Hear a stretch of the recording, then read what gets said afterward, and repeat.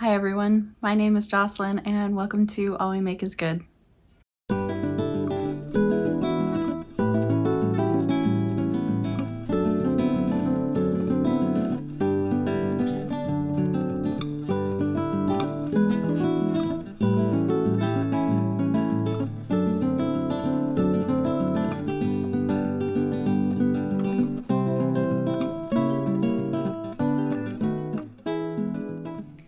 I have quite a few projects with some updates to share, so I'm going to get right into it because I have been pretty busy.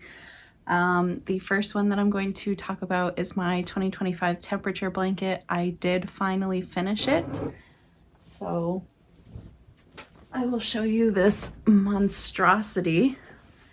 Let me see. I'm gonna have to show it folded in half because it's just too big to show the whole thing. So you can see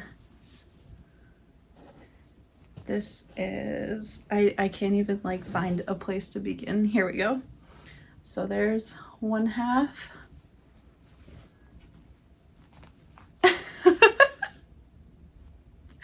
I think it's beautiful, but you can see how big it is. I think I measured it, and actually here I have my Ravelry page up. What did it end up being?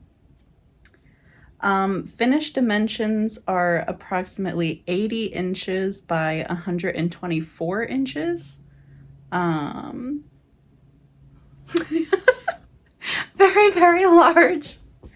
Here, I'll show the other side, flip it around. The other side has a lot more of the red. I don't currently have this in use because it's getting a little too warm to have something this thick and heavy on my bed, but I have been enjoying laying on it because it's nice and squishy. So I'm really happy to have this done. I decided not to add a border. I'm just glad it's over. This was a huge undertaking for me, and I'm really glad that I pushed through and did finish it. But I don't think that I will be doing another temperature blanket like this for a while. I still do have to work on my mom's temperature blanket that I promised her, but I'm taking a little crochet break until I get back to it. Okay, that was the biggest one that I finished. I also went back and I mentioned in my last video that I had knit a handspun hat, but that I had made it a little bit too big. So I went ahead and I reknit it. So I pulled out, I ripped all the way back up to the cap and I pulled out 2 increase rows, which was a total of 16 stitches. And you might think like 16 stitches on a gauge this big is a lot. And it was, but I also went up 2 needle sizes. So it ended up being perfect. So I reknit it. It has not been blocked after I reknit it, so it is still quite wibbly looking, but I reknit it and it fits much better, much more the way that I like to wear my hats. There's a tiny bit of room on the top, but not too much. The brim is nice and wide. It is very squishy and warm, and I love it. I also, did I reknit this or just knit it? I think I just knit it. So I made my Nuggets hat. I do still have the Broncos hat that I knit for myself, which I finished and blocked it, and it did not stretch out as much as I wanted it to. So I am going to reknit that one as well, either just loosening up my gauge or I might just go up a needle size or something like that. But I am going to reknit that to make it fit the way that I want. But this is my Nuggets hat. This is also not blocked because I decided, since I have so many things that need to be blocked, I'm going to do what I'm calling a block party. And I'm just going to throw everything in the same blocking tub. So 2 hats to go in. I am also taking a pause on hats, so I will not be touching the Broncos hat for a little while anyways. To fix that, I'm just gonna leave it as is. The next project that I picked up, I decided to make February and most of March like my finish it February or fix it February. So I fixed this hat, I finished my Nuggets hat, and then I went back into my old hibernating projects and I found the felted coat that I was working on. And I was using some yarn that I got from a warehouse that I know that I can no longer get anymore.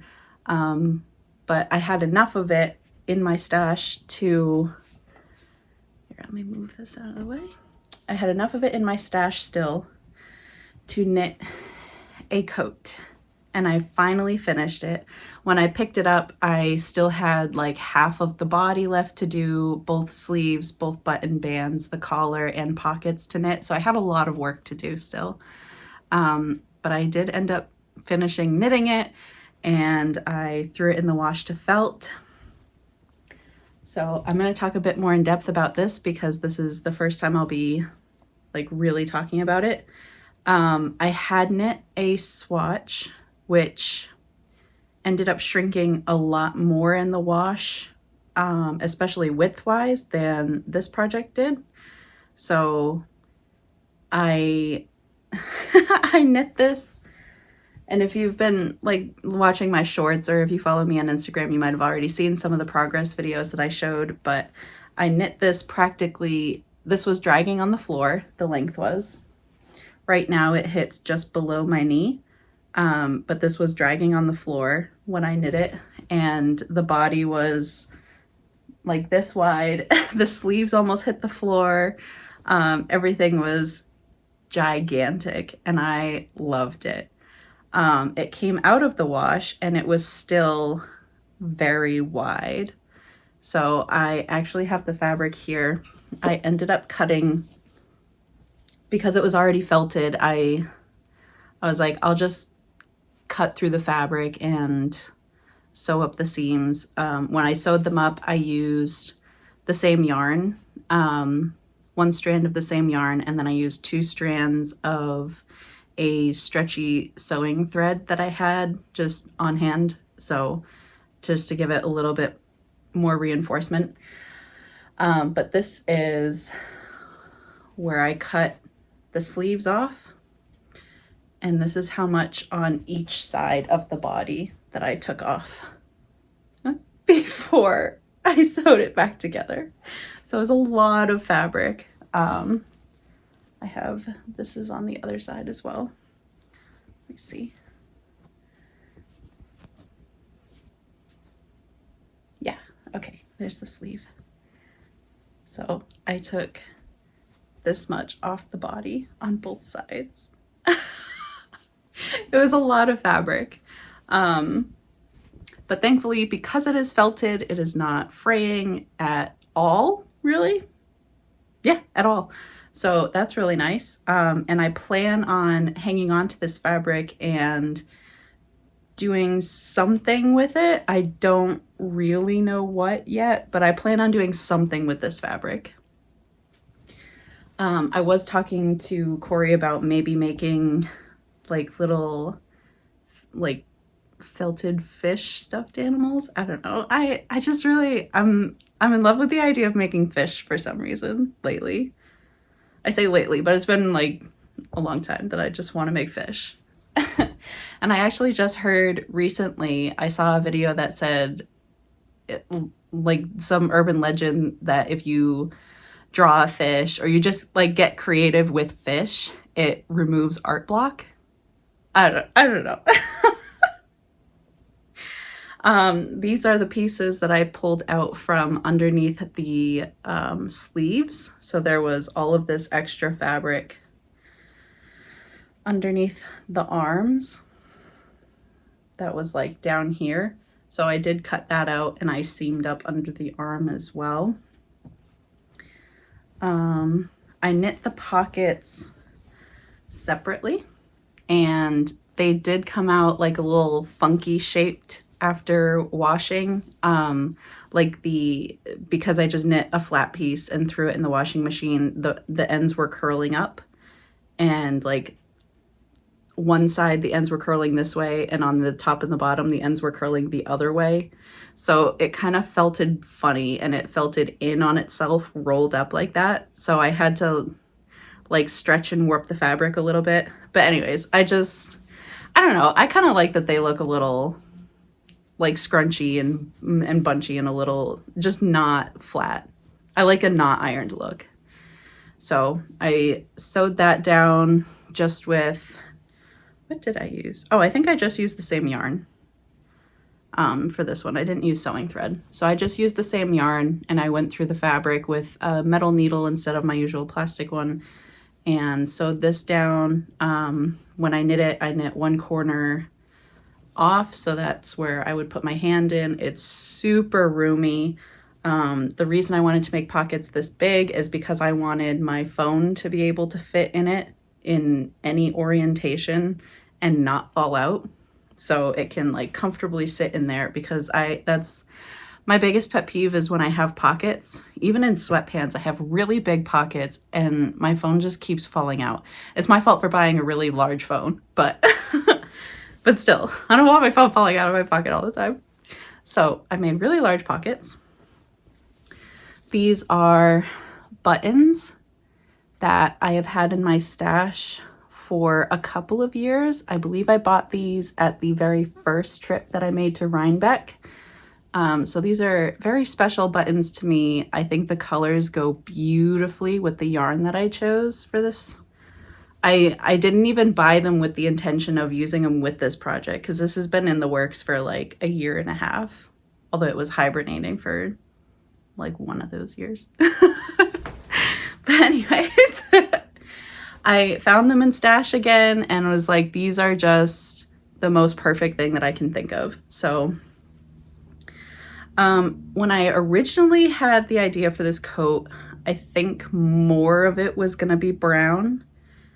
And then by the time I got to the end of the body, I knew I didn't have enough brown left. And I was kind of getting bored of too much brown. So I decided to go with some color blocking. So as you can see, I did the pockets in red. I also did the collar in red. One of the button bands in the teal. The top button band is in the beige. And then you find the sleeves.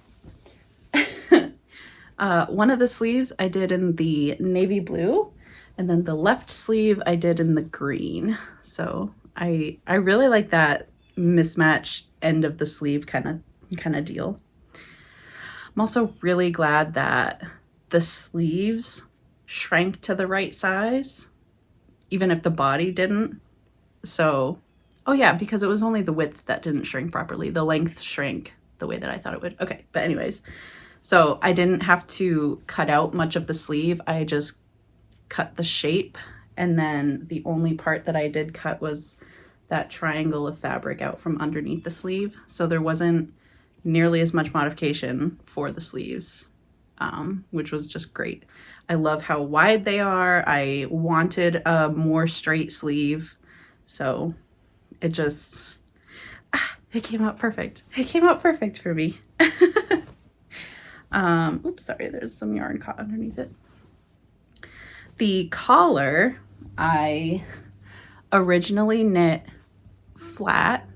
I knit it like in a perfect circle all the way around, but I did some increases over the shoulders, but I didn't do enough increasing throughout the whole circle to have it properly lay flat across my shoulder and my back.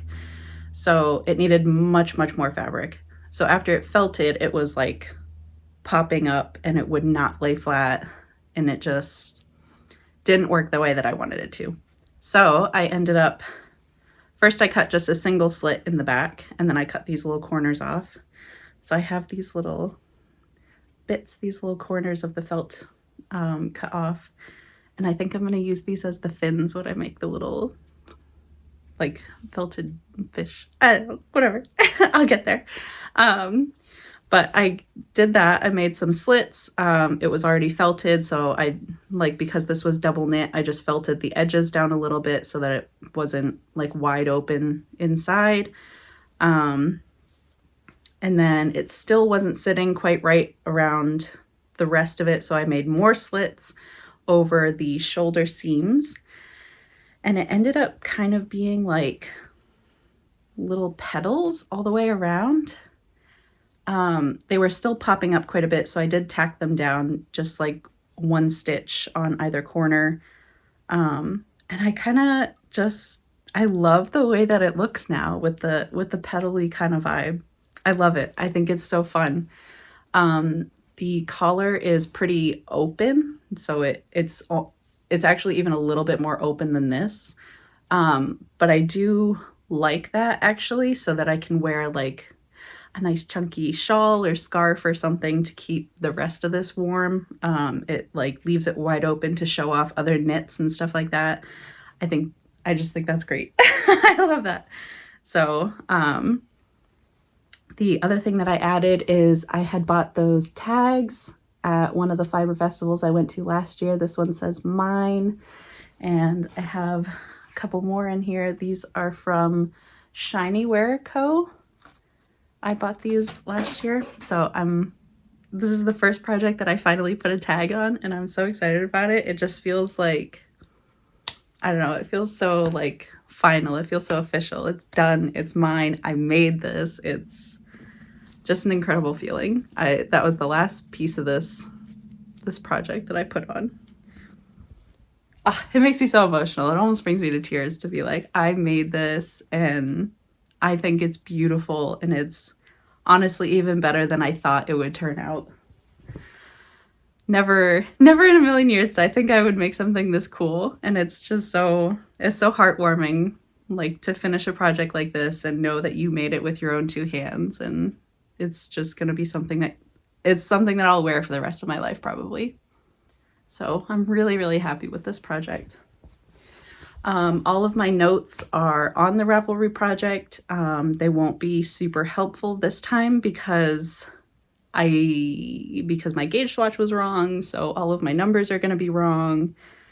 But I did put notes in about how I modified it and things like that. So, and there are more pictures there. I will put a picture here of me actually wearing it, so you can see it a little bit better on the body, how I've been wearing it. I can't stop talking about it. I went out today. I just went out to CVS to get like a face moisturizer, but I just wanted the excuse to wear this out of the house. It was too warm for it, but it is very warm. But I'm still just so excited that I get to wear it. I have the first Boston Fiber Festival of the year is this coming Sunday. So it's going to be in the 40s and rainy. So I'm hoping that that's good enough weather for me to wear this coat out to the Fiber Festival. Just give me another excuse to wear it. Okay, and in the interest of continuing with projects that I wanted to finish or fix before I move on to anything new, I did finally manage to get 2 more skeins of Farm Fresh on the deluxe sock base from Barnyard Knits. I have been waiting for these to come back in stock for a very long time, at least a year. So I finally saw them, and I had my end of year bonus from my job. So I was like, I gotta get some. So I got the 2 skeins. I almost bought a third, but I was like, I don't really need the third. I'll just be good. But anyways, I went back to this sweater, which I had bound off and worn as a cropped sweater to Rhinebeck last fall. So I ripped it out and put it back on the needles so that I can finish the body to a length that I would wear much more often, because up to that point, that was really the only time I had actually worn it was to Rhinebeck last fall. So, And I want to wear this more often because this is my favorite colorway that Barnyard Knits puts out, and I love the way that this sweater looks. So I pulled back several rows from the body that I had originally knit, and I'm adding some gentle waist increases, not too much increasing, but I wanted a little bit more space in my like around my belly. Just I like having a little bit more space down there. So I'm doing those increases now. I did not steam the old yarn, so it's again very wibbly on the bottom, and then it'll look very funky when I add in the new ball of yarn and it's not wibbly, but that's okay. This is going to join the block party once I finish it, so that I can put it in my cedar trunk and wait for the fall to wear it. Since it's getting too warm to wear it now. But that's okay. I'm a year-round sweater knitter. It's all right. I know. That is what I'm currently working on. I did also get 2 more bags of fiber from Into the World. I didn't realize that they do so many regular like fiber updates in their shop. They're not all bases that I can like afford to regularly buy or spin up, but I did find these on Grey Corriedale. So one of them is Mirepoix and the other one is Season of the Witch. And I know there's a glare, but I'm hoping I can get the colors at least a little bit of justice here in this light. I think these are beautiful, like muted colors. Actually, this one's a lot more like jewel toned. That purple is very vibrant in person. It's beautiful. I love it. And I'm planning, I think, to make one big single out of each of these and just do a 2-ply and see what happens. Up to this point, I've just been doing 3-plies. Actually, I just realized there's a project I haven't shown yet. Okay, hold on. Let me go grab it. So in my last episode, I had just finished spinning up a ball of just the Gotland fin sheep wool. And I managed to get a really nice fingering to sport weight 3-ply on that one. And I immediately cast on and I made myself a hooded cowl. The hood is much bigger than I think it should have been. I made it definitely way too big. So when I put it on, it's very, very large.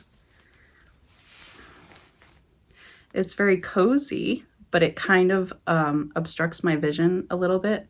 So I'm not sure how exactly I want to fix this.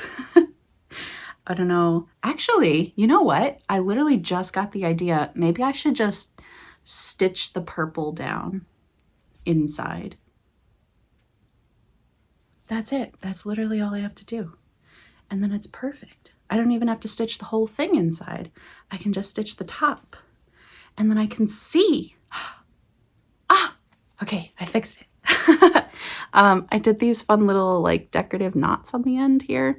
They kind of like, you can't really like pull on them too much because they come undone very easily, but I saw it on Pinterest and I thought they were really cute. So I did little decorative knots there. This purple yarn is actually, if you might remember, I unraveled a thrifted sweater that I got from a local thrift store, and it was I think it was a lamb's wool. It was like an 80-20 lamb's wool blend. And I had unraveled it, and I have just been waiting for the proper use for that yarn. And this is that yarn. So I used that. This took forever to knit. And then the I-cord and the edging here, I did a little detail. I don't know if the lighting's gonna pick it up. So there's the detail on the very top. And then I really wanted these kind of like seed stitched diamonds around the edge. And I really love how they came out. This is, again, very, very warm. I have really grown to appreciate like wool like this, like more rustic-y kind of wool. Like I don't know. It's so different from a superwash or like just milled yarn. It feels so different. It's still very, very soft, but it just like it's the bloom, I think. After I blocked it, it like filled in all the gaps. I've never had a non superwash wool before. I've never seen how it behaves. I'm just like, I'm sold on this. I'm so sold on non-superwash wools. I still love my superwash. I'm still going to use it all the time, I promise. But but I'm like really interested to do more with non-superwash, especially hand spun. I love the way that I built the crown too. I don't know. I don't know if it's easy enough to see, but I did I think I did take inspiration from another hooded project that somebody designed and put out there, and I took inspiration from like how she cast on the top, because I think it's the same cast on that you would use for a toe up sock. I'm forgetting the name of it, but I think I did put like in the notes on my Ravelry page the project that inspired it. So if you wanted to buy like an actual pattern that's very similar. And then I did these increases like out from the crown like this, and then further down out again. I don't know. I'm not going to explain it very well, but I did try to take good pictures and put those up on the project page on my Ravelry, so you can see exactly how I did the increases to do the shaping. I think it fits really well on the back of my head, and I really like it. It's got like that perfect little head slope. Anyways, I'm just obsessed with this. I haven't worn it yet. I worn it a couple of times. Like I get off work at 11 p.m. and most nights, pretty much every night, I go out there into my mudroom, which is unheated, is not insulated. And I just kind of sit out there on one of my lawn chairs in the room and kind of cool off and like take a breath after work so that I'm a little bit more relaxed to go to sleep. And it's very chilly out there. So I was wearing this a little bit out in the mudroom, and it was very, very nice. Wow, I can't believe I didn't think of that before. I think I am definitely going to tuck this in and just stitch that down just a little bit. That's a great idea, because I still want the detail to be seen. Yeah, okay. Good idea. Good idea. Thanks for that. Thanks for that inspiration. Okay, I think that's everything that I have been working on, am going to be working on.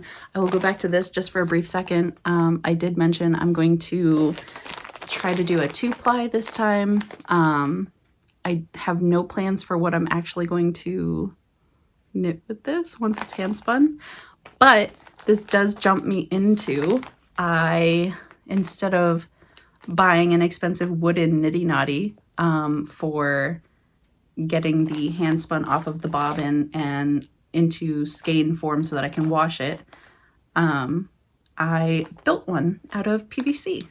So I have a short up on my page here that shows how I built it, and I followed a tutorial that I found online from the Mermaid's Den, but let me go grab the nitty knotty so I can show it off. So this is it, plain and simple. It's one piece of pipe down the middle, 4 small pieces on the top and the sides. This feels like one of those old scooters, the scooter handles.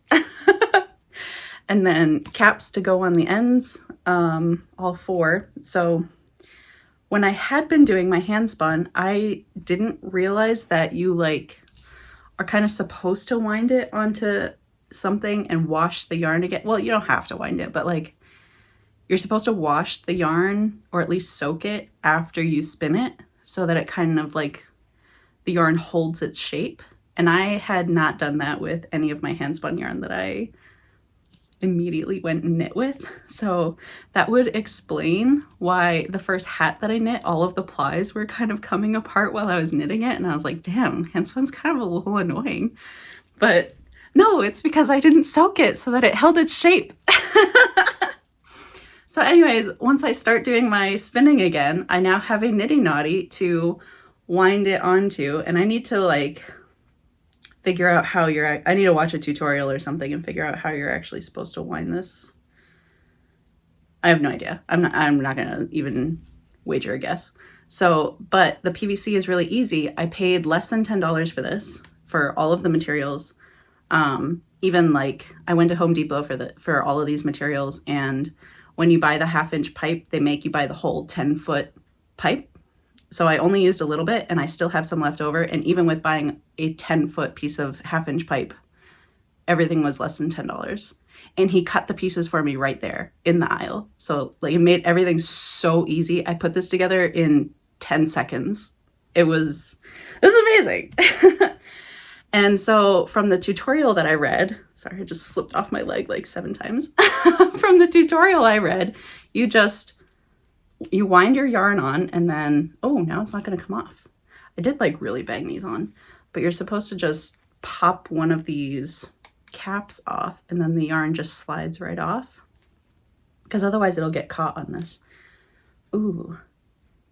Oh my goodness. I might have like, my hands are also a little sweaty. Okay, I'm going to try that again later with tools maybe, but you just pop one of the caps off the end and then the yarn will slide right off.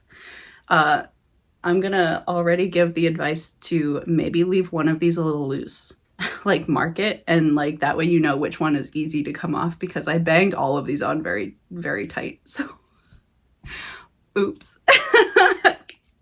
But now I have a nitty naughty, and like I don't love that like there's barcodes and writing all over it, so I might even paint it, but maybe I'll paint it to look wood. Anyways, that's everything that I have to talk about. I will do a tiny vlog for going to the Boston Fiber Festival this Sunday, which is going to be the March 22nd. I'm going for just the Sunday. I will post a little vlog about that. I have no plans on buying a ton of yarn. If anything, I am mostly looking for spinning fiber because I really want to do more of that. And I already have more than enough milled hand-dyed yarn in my stash right now to last me for years and years and years. So I'm good on yarn unless I find something really, really special to me. Okay, I ran out of memory, so I'm going to make this quick. Ideas for going forward. Of course, I'm going to finish the sweater that I'm working on. I also really want to design a crochet tapestry, something like my own kind of tarot card, and like crochet like a gigantic tarot card tapestry. I think that would be really, really fun. I also have really exciting news. Of course, with my end of year bonus from my job, I had a good amount of playing money for starting a dye studio. So I was able to buy a lot of the equipment to, I think I'll be able to dye 6 skeins at once on 2 different stations. And I did just this just came in yesterday. It is some bare fiber from Nomad. I got a whole pack of mini skeins to experiment on, and then I got a pack of full-size skeins. These are both the bisque base, which is 100% superwash merino. I'm really excited to start experimenting. The only thing I can't seem to find in stores is citric acid. And I don't want to use vinegar because I don't love the smell, and also it's a lot more expensive. So I think I'm just going to have to order the citric acid and wait for it to come in before I actually start dyeing. But I am planning tomorrow to go down and actually clean up my basement and set up my dye stations so that I'm ready to start dyeing as soon as I get the citric acid in. I have everything else already done, so I'm really, really excited for that. I have always wanted to try yarn dyeing. I've been wanting to start a little tiny dye studio somewhere in my house for a few years now and never really had the funds to do it. So this is already a smaller setup than I was originally intending on having, but I think it's a good starter setup, just in case I don't end up actually liking it. But I'm going to do a separate video and talk about all of the equipment that I bought, what it's for, and everything like that. So that'll be a separate video in itself. So just one more piece of really exciting news. So I can't wait to start sharing some of that with you. That is everything I have to share with you today. Thank you so much for sitting through this video and letting me ramble on about all my projects. And let me know what you're working on in the comments. I hope you have a great weekend, and I will see you in the next one.